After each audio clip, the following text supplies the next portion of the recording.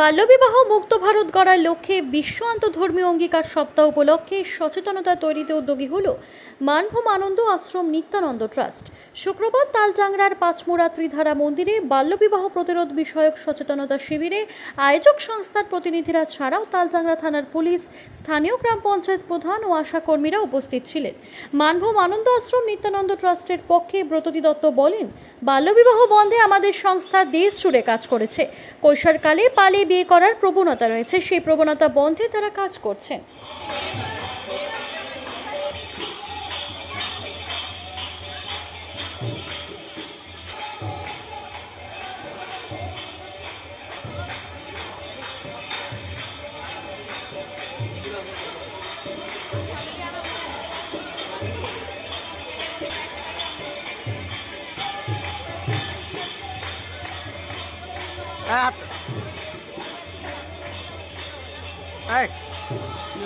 Camera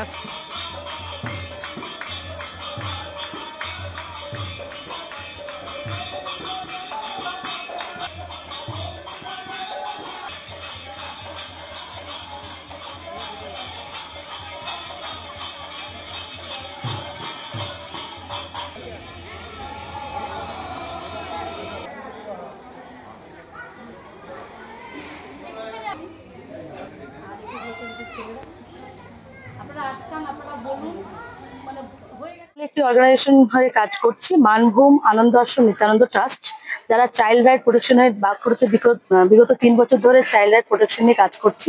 mainly আমাদের কাজ child marriage যেগুলো হয়ে যাচ্ছে বা আর্লি প্রেগনেন্সির দিকে যেগুলো চলে যাচ্ছে, সেগুলোর সাথে আমরা কানেক্ট করে সরকারি যে ভাবে আটকানো দরকার বা যে আইনটা আছে চাইল্ড ম্যারেজ প্রহিবিশন অ্যাক্ট 2006, সেটাকে মেনে আমরা বিভিন্নভাবে বাচ্চাদেরকে তাদের আইন ফিরিয়ে দিচ্ছি।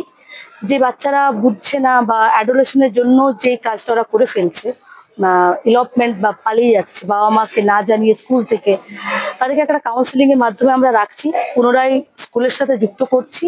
আর যাতে আর্লি প্রেগনেন্সির দিকে না যায়, সেটা আমরা একটা কাউন্সিলিং এর মধ্যে আশা দিদি, ওই এলাকার স্কুল বা ওই এলাকার প্রধান বা বিডিওর সাথে আমরা কথা বলে সেই বাচ্চাটিকে আমরা ভালনারেবল সিচুয়েশন থেকে নর্মাল লাইফে ফিরিয়ে আনছি।